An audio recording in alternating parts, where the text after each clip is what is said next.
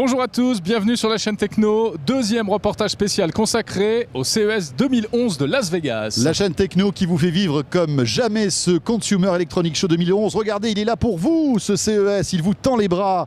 Et pour ce deuxième rendez-vous, place maintenant aux télévisions 3D. Vous avez été très nombreux d'ailleurs à nous poser des questions concernant la télé 3D. C'est vrai que c'est un sujet qui vous passionne. Questions que vous avez pu poser à la fois sur le site de la chaîne Techno, depuis plusieurs semaines, comme on vous invitait à le faire. Mais aussi sur le groupe Facebook de SFR Innovation, où là aussi, vous avez été très nombreux à nous poser vos questions.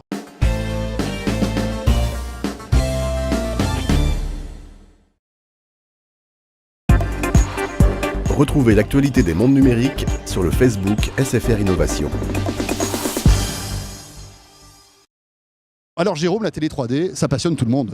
Alors question par exemple de Pasqualito ou encore de Nathan, où en est la télévision 3D sans lunettes ?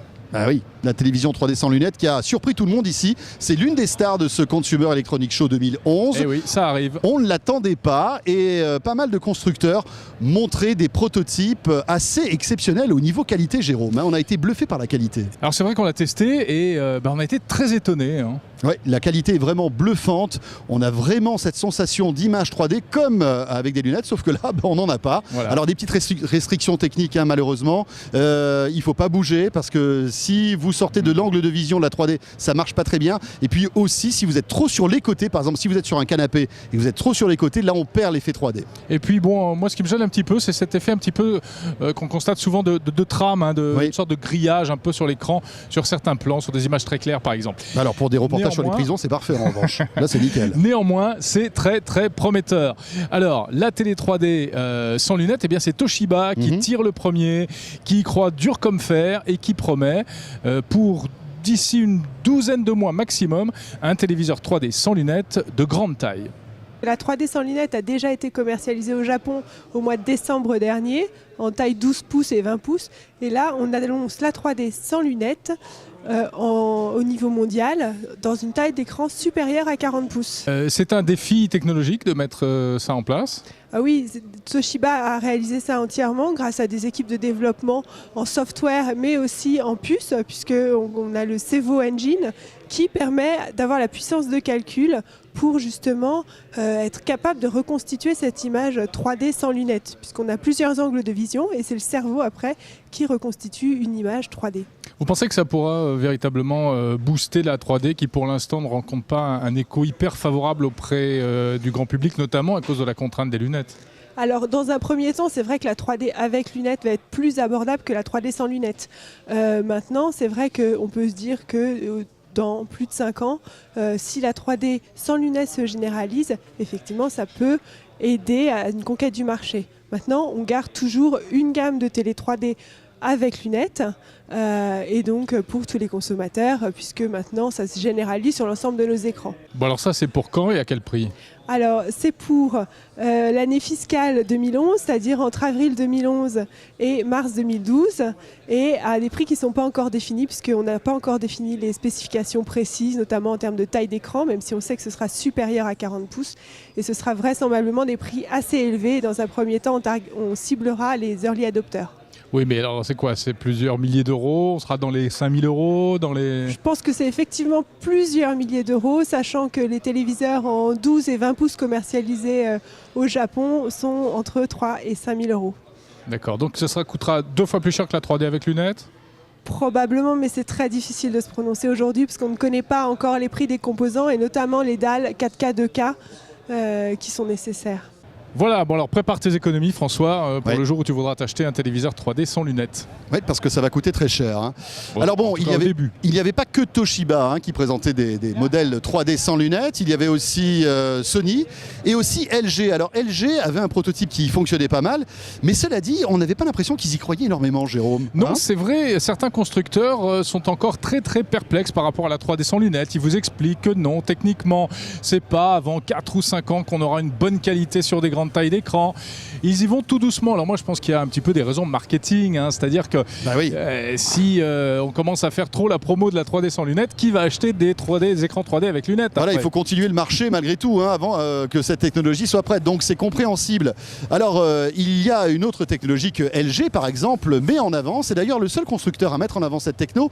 C'est la lunette 3D, la paire de lunettes 3D polarisée. C'est-à-dire que là, plus de système électronique compliqué dans les lunettes. En fait, c'est plus léger en fait. Voilà, c'est plus léger. C'est les lunettes. La 3D Light. Voilà, les lunettes que vous avez lorsque vous allez au cinéma. La plupart des salles de cinéma sont équipées de lunettes polarisées. Et bien là, ça marche bien et LG y croit dur comme fer.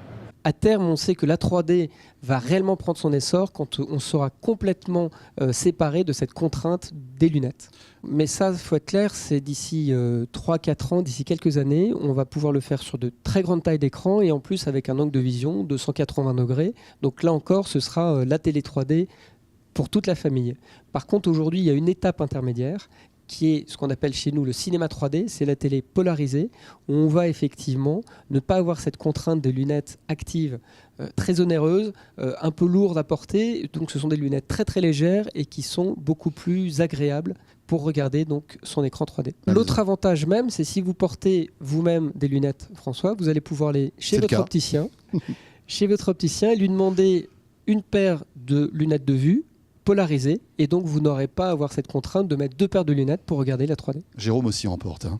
Alors des lunettes un petit peu plus discrètes que ce qu'on connaît aujourd'hui. On sent, François, qu'il y a quand même un souci, c'est que les lunettes, ça fait peur aux consommateurs. Complètement. Et du coup, les industriels l'ont bien compris et ils essayent de rectifier le tir. Oui, il faut savoir que le premier frein en fait à l'achat et à l'utilisation, à l'usage de la télé 3D, ce sont les lunettes. 68% des personnes interrogées d'un sondage disent que si aujourd'hui ne craquent pas pour la télé 3D, c'est parce que ces lunettes sont pas très confortables, pas très pratiques. Samsung fait un effort, hein, ce sujet justement. Oui, voilà. Alors Samsung reste sur le système traditionnel de 3D avec lunettes actives, mais ils ont dessiné des nouvelles lunettes plus légères qui s'adapteront mieux pour les personnes qui, comme nous, portent des lunettes de vue, etc. Ah oui. Ils ont déporté l'électronique. Regardez ça. Il y a 3 efforts qui ont été faits, notamment en termes d'ergonomie, parce que les gens trouvaient que les lunettes 3D étaient lourdes, étaient encombrantes et étaient peu confortables. Donc en fait, il y a eu des travaux qui ont été faits avec des professionnels des lunettes comme Silhouette pour Samsung. Et en fait, le résultat donne ce type de génération de lunettes. Alors, je ne sais pas si vous la voyez bien. Où en fait, toute l'électronique qui était basée au niveau de l'œil pour jouer en fait, avec l'écran a été déplacée sur l'arrière du produit, ce qui donne une structure ultra légère. Deuxième inconvénient, c'est pour les gens qui portent des lunettes, il y en a quand même pas mal en France. Donc avec une adaptabilité du produit qui a été revue, puisqu'on peut derrière enlever le support donné pour que ça se pose directement sur les lunettes de quelqu'un qui a des lunettes. Voilà. Dernier point, c'est au niveau de la recharge, puisque sur la génération précédente, on avait une recharge par câble USB, donc généralement avec un câble issu de la télé. Là derrière, on arrive avec des solutions complètes qui sont là, qui sont en fait des chargeurs un peu basés sur le thème de l'induction. Et en fait, on a juste à poser les lunettes autour et elles se rechargent automatiquement. Voilà pour ces lunettes 3D design. Ah bon, alors la 3D, bien sûr, c'est les écrans, mais c'est aussi toute une multitude d'appareils qui filment en 3D, qui vous permettent de regarder des programmes 3D en mobilité. Alors Jérôme, on a vu 2 choses intéressantes. Regardez ce lecteur de Blu-ray 3D signé Sony. Pas mal, sans lunettes. Pas mal, sans lunettes. 3D sans lunettes, encore une fois. Bon, moi je l'ai un peu testé. Au bout d'un moment, je commençais à avoir un peu mal à la tête, quand même. Hein. C'est perfectible. C'est perfectible.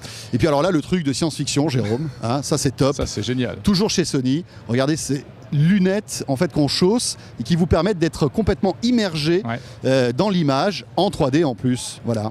Formidable. En tout cas, ça avait beaucoup de succès parce qu'il y avait une file d'attente énorme. Hein. Beaucoup de gens ici au CES voulaient tester ce système. C'est un look d'enfer en tout cas. Bien. Tiens, encore une petite question. Oui. Vous savez que la spécificité aussi de ce rendez-vous, c'est que vous avez posé vos questions concernant toutes les innovations qui sont présentées ici au CES. Et en matière de 3D, c'est la question de Christophe qui a attiré notre attention. Il voulait savoir un petit peu s'il y avait du neuf en matière de caméscope HD. Et 3D en plus. Eh oui, eh bien oui, il y a du neuf, Christophe. Ça se démocratise, tu vas bientôt pouvoir en acheter un. Explication de ce représentant de Sony. L'année dernière, chez Sony, la 3D avait fait son apparition principalement sur de l'image fixe. Cette année, on le présente également en vidéo. Alors de la vidéo, ça va passer par de la vidéo en extrêmement haute qualité avec notre caméscope 3D, le TD10. Qui est le premier caméscope 3D Full HD capable de générer de la 3D personnelle en Full HD.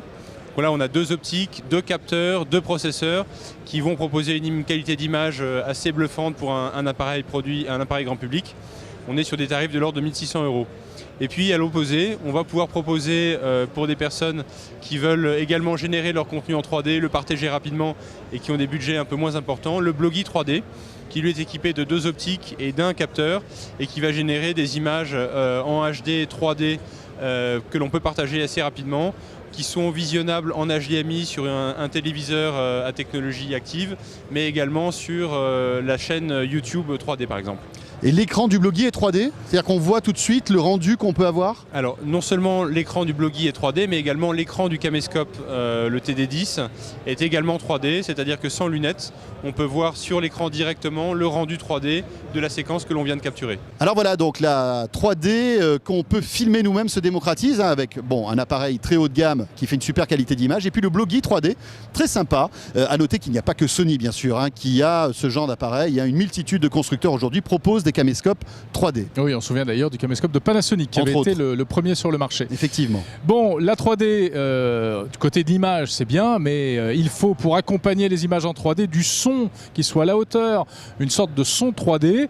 Eh bien, regardez ça, c'est ce que propose LG, des enceintes de home cinéma 3D avec un effet 3D particulier. Le petit cône sur le dessus a pour but de projeter le son vers le plafond. Wow. Ça rebondit et ça vous fait du volume. C'est un feu d'artifice de son là. C'est formidable. Et les voisins, ils ont le son aussi en 3D? Alors là, ils sont ravis. Je vous déconseille fortement ça si vous habitez en appartement. C'est-à-dire qu'après, ils risquent de vous refaire le visage en 3D s'ils sont énervés. C'est ça le problème.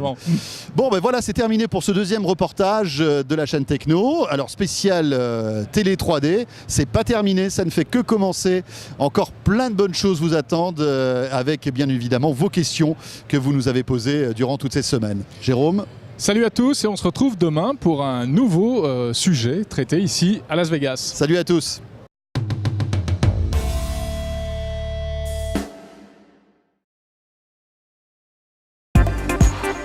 Retrouvez l'actualité des mondes numériques sur le Facebook SFR Innovation.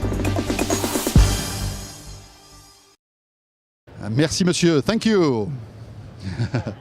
C'est pas grave.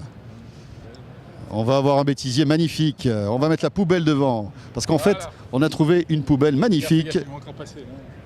Tu crois? Ah ouais. En fait, ils vont sauter la poubelle, tu vas voir. Allez. La poubelle est notre meilleur ami. Ok, c'est parti. Alors, tiens, on a Bon Jovi là qui arrive. Attention. Allez. 1, 2, 3, c'est parti.